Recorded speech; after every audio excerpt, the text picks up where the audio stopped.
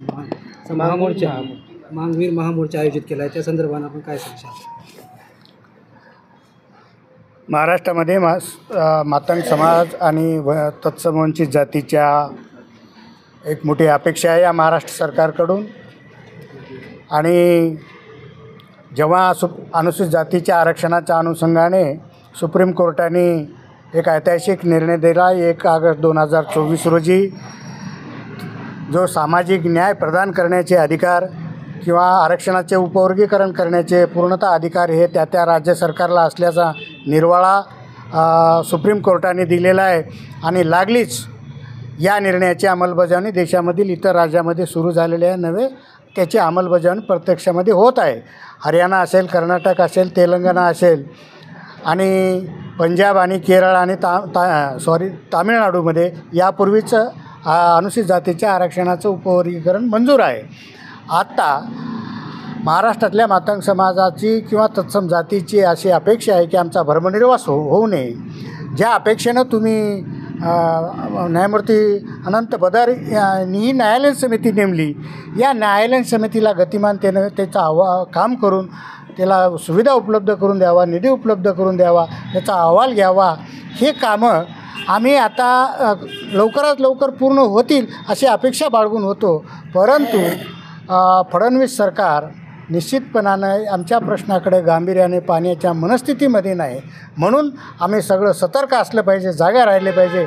आणि पुन्हा एकदा या फडणवीस सरकारला ठणकावून सांगण्यासाठी म्हणून इतर आंदोलनाप्रमाणे 5 मार्च रोजी, कारण का मार्चच्या शेवटच्या दुसऱ्या आठवड्यापर्यंत अर्थसंकल्पीय अधिवेशन चालू आहे, सगळे मंत्री आणि कॅबिनेट त्या ठिकाणी उपस्थित असते, म्हणून या कॅबिनेटमध्ये ऐतिहासिक असा निर्णय घ्यावा आणि अनुसूचित जाती आरक्षण उपवर्गीकरण विधेयक पारित करावं, अशा प्रकारचं ठणकावून सांगण्यासाठी, नवे सरकारला भाग पाडण्यासाठी आम्ही आझाद मैदानावर लाखोच्या रीतीनं मातंग आणि तत्सम जातीचा एल्गार निश्चित होणार आहे।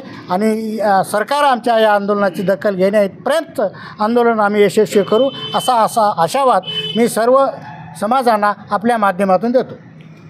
या महामोर्चासाठी बघा, मोर्चामध्ये जेव्हा लढाईची वेळ येते त्यावेळेस आज आकडा निश्चित तुम्हाला सांगता येणार नाही, पण सरकार दखल घेईल एवढी संख्या मात्र जमवण्याची ताकद महाराष्ट्रातील आमच्या सामाजिक संघटनेकडे आहे।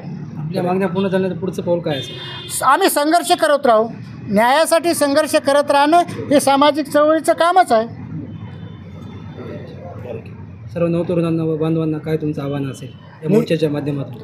हे बघा, जे आरक्षणाचं वर्गीकरण किंवा आरक्षणाच्या लाभापासून जो समाजातील तरुण सुशिक्षित वर्ग डिग्र्या घेऊन, पदव्या घेऊन जे उपेक्षित राहत आहे, त्या लोकांना खऱ्या अर्थानं या आंदोलनाचा किंवा या निर्णयाचा फायदा होणार आहे। तर आमचं समाजातील सर्व विद्यार्थी मुलींना विनंती आहे की आपण हे स्वतः हे आरक्षण वर्गीकरणाचं आंदोलन आपण एक अभियान म्हणून समाजामध्ये राबवावं आणि आपलाही सहभाग मोठ्या प्रमाणात द्यावा असं मी नम्र आवाहन करेन। आज नांदेड शहरामध्ये अण्णाभाऊ साठे क्रांती आंदोलनाच्या पुढाकारातून बैठक या ठिकाणी संपन्न झालेली आहे। 5 मार्च 2025चा आझाद मैदानावरील जो मांगवीरांचा महामोर्चा निघणार आहे, त्या महामोर्चाची पूर्वतयारी आणि नियोजन करण्यासाठी ही बैठक सन्माननीय सतीशजी कावडे साहेब, बंडेवार साहेब, लालबाजी घाटे साहेब, रामराव सूर्यवंशी साहेब आणि इंजिनियर घोडे साहेब आणि सर्व मान्यवर या बैठकीला अनेक अत्यंत महत्त्वाचे बुद्धिजीवी अधिकारी या बैठकीला उपस्थित आहेत, अनेक कार्यकर्ते आहेत। ह्या सगळ्या बैठकीमध्ये आज जो काही चर्चा झालेली आहे ते सरकारनं 15 ऑक्टोबर 2024 रोजी पाटणा उच्च न्यायालयाचे न्यायमूर्ती अनंत बद्दर यांच्या अध्यक्षतेखाली जी समिती नेमलेली आहे आणि त्या समितीला अभ्यास करून समितीनं 3 महिन्यामध्ये अनुसूचित जाती आरक्षण वर्गीकरणासंदर्भामध्ये एक अभ्यास अहवाल सरकारला सादर करावा असे सरकारने सूचित केले होते। त्यानुसार समितीने कार्य करणे अपेक्षित होते, परंतु 3 महिन्याचा कालावधी जानेवारीमध्ये संपून गेलेला आहे। आता फेब्रुवारी महिनासुद्धा संपत आलेला, अर्ध्याच्या वर या ठिकाणी संपलेला आहे। अजूनही समितीची जी काही गती आहे ती अत्यंत कासव गती आहे आणि म्हणून मातंग समाजामध्ये या समितीच्या अनुषंगाने आणि सरकारच्या अनुषंगानं फार काही समाधानाची या ठिकाणी परिस्थिती राहिलेली नाही।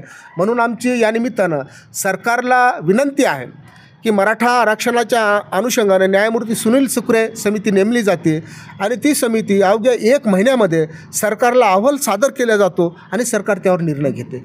परंतु मातंग आणि तळातील जातीच्या अनुषंगानं ज्यावेळेस निर्णय घेण्याची वेळ येते त्यावेळेस निर्णय केवळ कागदावर होतात, प्रत्यक्षात मात्र अंमलबजावणी करताना कुठले ना कुठले कारण या ठिकाणी सांगितले जातात.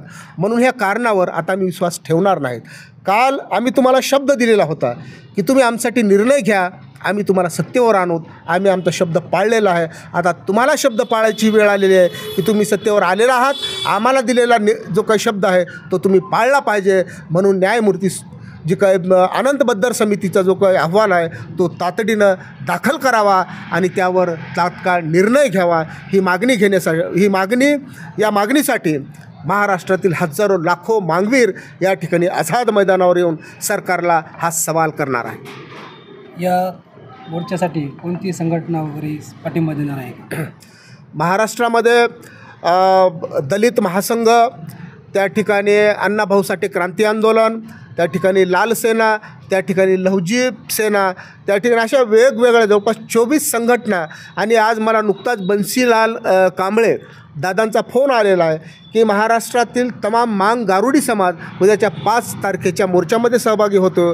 आणि त्यांचं म्हणणं असं आहे की आम्हाला जसं इतरांना टाकून दिलेलं आहे तसं मातंग समाजानं तरी आम्हाला जवळ घेतलं पाहिजे. म्हणून आम्हीसुद्धा मांग गारुडी समाज मोठ्या संख्येनं आजच्या आंदोलनामध्ये सहभागी होणार आहेत. आणि म्हणून हे कुठल्या संघटनेचं वगैरे मुळामध्ये आंदोलन आहे, हा व्यवस्थापनाचा भाग म्हणून कुणाला तरी जिम्मेदारी घ्यावी लागते. आज इथं कावडे साहेबांना जिम्मेदारी घेतलेली असल्यामुळे आम्हाला इथं येता आलेलं आहे. एक जबाबदारीचा भाग म्हणून हे या ठिकाणी शीर्षक, टायटल, लेबल्स वापरले जातात. परंतु हे सगळं आंदोलन जे आहे हे मांगवीरांचं आंदोलन आहे. या लढ्यामध्ये शहीद झालेल्या शहीदांचं जे स्वप्न होतं त्या स्वप्नपूर्तीसाठीचं हे आंदोलन आहे.